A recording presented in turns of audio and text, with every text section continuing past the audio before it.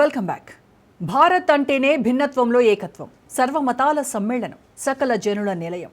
అలాంటి దేశంలో మత మార్పిడులు దుమారం రేపుతున్నాయి.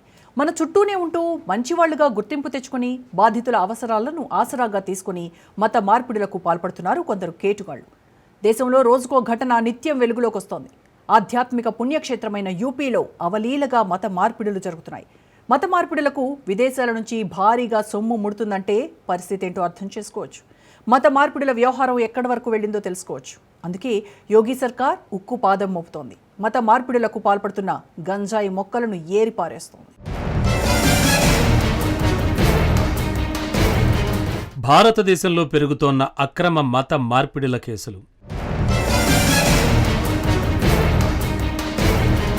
మత మార్పిడి చేస్తోన్న 2 క్రైస్తవ సన్యాసినుల అరెస్ట్.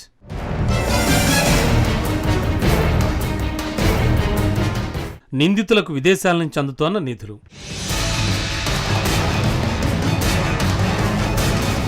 భారత్లో మత మార్పిడులు కామన్ అయిపోయాయి. ప్రేమ, సామాజిక పరిస్థితులు, రిజర్వేషన్లు వంటి కారణాలతో కొంతమంది మతాన్ని మార్చుకుంటున్నారు. అయితే మతాలను మార్చడమే పనిగా పెట్టుకుంటున్నారు ఇంకొంతమంది. దీనికోసం విదేశాల నుంచి భారీగా నగదును సేకరిస్తున్నారు. ఉత్తరప్రదేశ్లో ఇలాంటి ఘటనలు వెలుగులోకి వస్తూనే ఉన్నాయి.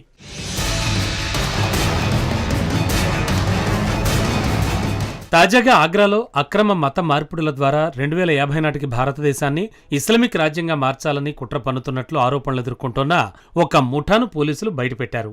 ఈ సందర్భంలో జమ్మూ కశ్మీర్, పాకిస్తాన్తో సంబంధాలు కూడా వెలుగులోకొచ్చాయి. ఈ వార్త స్థానిక ప్రజలకు మాత్రమే కాకుండా మొత్తం దేశానికి ఆందోళన కలిగించే విషయంగా మారింది.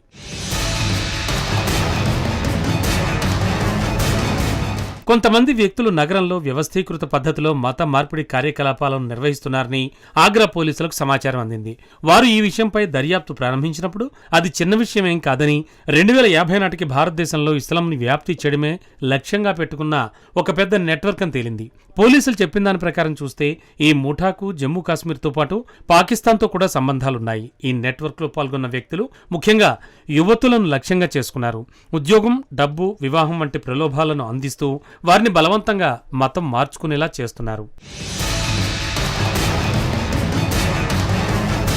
తాజాగా అక్రమ మత మార్పిడి, మానవుల అక్రమ రవాణా చేస్తున్నారన్న ఆరోపణలతో 2 క్రైస్తవ సన్యాసినులను రాయ్పూర్ రైల్వే పోలీసులు అరెస్ట్ చేశారు. వీరికి సంబంధం ఉన్న సహాయం చేస్తున్న మరో 3 కూడా అరెస్ట్ చేశారు. వీళ్లంతా ఆగ్రా నుంచి వచ్చినట్లు తెలిసింది.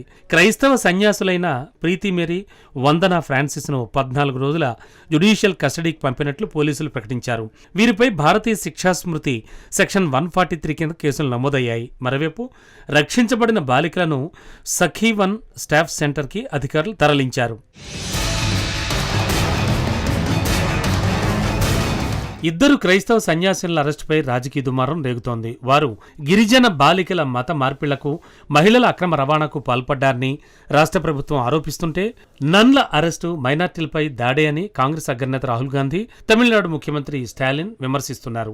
వారిని వెంటనే విడుదల చేయాలని వారు డిమాండ్ చేశారు. బలవంతపు మత మార్పిళ్లకు, మానవ అక్రమ రవాణాకు ఆ సన్యాసినులు పాల్పడలేదని తెలిపారు.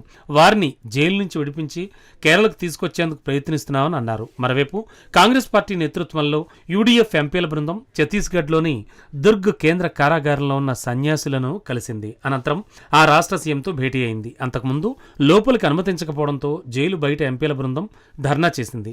జైల్లో ఉన్న సన్యాసినులను కలిసేందుకు వెళ్లిన వామపక్ష పార్టీల నేతలకు కారాగార అధికారులు అవకాశం ఇవ్వలేదని సిపిఎం ప్రధాన కార్యదర్శి ఎంఏ బేబీ ఆరోపించారు.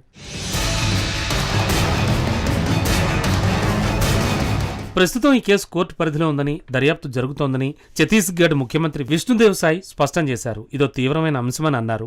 మహిళల అక్రమ రవాణా, మత మార్పిడుల కుట్రని ఆరోపించారు. పరిస్థితిని తమ ప్రభుత్వం పర్యవేక్షిస్తోందని, మహిళల భద్రతపై దృష్టి సారించిందని తెలిపారు. బస్తర్ ఆడబిడ్డలు రాష్ట్ర సంస్కృతికి, గుర్తింపునకు గర్వకారణమని వ్యాఖ్యానించారు. అయితే నారాయణపూర్కు చెందిన 3 గిరిజన బాలికలను స్థానికుడొకరు ఈ నెల 25న దుర్గ్ రైల్వే స్టేషన్ వద్ద ప్రీతి మేరీ, వందనా ఫ్రాన్సిస్ అనే 2 నన్లకు అప్పగించాడు. ఈ సమాచారం తెలుసుకున్న బజరంగ్ దళ్ కార్యకర్తలు పోలీసులకు ఫిర్యాదు చేశారు. గిరిజన బాలికలను బలవంతపు మత మార్పిళ్లకు ప్రోత్సహిస్తున్నారని, వారికి నర్సు శిక్షణ, ఉద్యోగాల పేరుతో యూపీలోని ఆగ్రాకు తరలించేందుకు నన్లు ప్రయత్నిస్తున్నారని ఆరోపించారు. బాలికలను మభ్యపెట్టి తరలిస్తున్నారని ప్రాథమిక విచారణలో తేలిందని అధికారులు తెలిపారు. దీంతో 2 నన్లతో పాటు సుక్మన్, మాండవి అనేటువంటి వ్యక్తిని రైల్వే పోలీసులు అరెస్ట్ చేశారు. ఈ నెట్వర్క్ వెనక విదేశీ శక్తుల హస్తం ఉండవచ్చని పోలీసుల దర్యాప్తులో తేలింది. ముఖ్యంగా పాకిస్తాన్, జమ్మూ కాశ్మీర్లో కూర్చుని ఉన్న కొంతమంది ఈ ముఠాకు నిధులు సమకూర్చి దిశానిర్దేశం చేస్తున్నారన్న అనుమానాలు ఉన్నాయి. కొంతమంది కుట్ర భారతదేశ ఐక్యత, సమగ్రతను బలహీనపరిచే ప్రయత్నం చేస్తున్నారన్న విమర్శలు ఉన్నాయి. దీనిపై పోలీసులు, నిఘా సంస్థలు మరింత క్షుణ్ణంగా దర్యాప్తు చేస్తున్నారు. ఇప్పటికే ఈ విషయంపై అనేక మంది అనుమానితులను అరెస్ట్ చేశారు. ఈ నెట్వర్క్ ఆగ్రాకే పరిమితం కాకుండా దేశంలోని అనేక ప్రాంతాలకు విస్తరించి ఉండవచ్చని పోలీసులు చెబుతున్నారు. ఈ ముఠా నుండి కొన్ని కీలక పత్రాలు, ఎలక్ట్రానిక్ పరికరాలు కూడా స్వాధీనం చేసుకున్నారు. వీటిపై విదేశీ సంబంధాలున్నట్లు ఆధారాలున్నాయి. ఈ కుట్రలో ఎంతమంది పాల్గొన్నారో, అసలు ఉద్దేశం ఏంటో దర్యాప్తు సంస్థలు తెలుసుకోవడానికి ప్రయత్నిస్తున్నారు. భారతదేశం గొప్ప సాంస్కృతిక వారసత్వం కలిగిన వైవిధ్యభరితమైన దేశం. ఇక్కడ భిన్నత్వంలో ఏకత్వంలాగా అంతా కలిసి ఉంటారు. కానీ భారత్లోకి ప్రవేశించిన కొన్ని దుష్టశక్తులు మత మార్పిడుల రూపంలో దాన్ని దెబ్బతీస్తున్నారు. మతాన్ని మార్చి దేశాన్ని దెబ్బతీయాలని చూస్తున్నారు. మరి దీనిపై సీఎంలు యోగి ఆదిత్యనాథ్, విష్ణుదేవ్, కేంద్ర ప్రభుత్వం ఎలాంటి చర్యలు తీసుకుంటారో వేచి చూడాలి.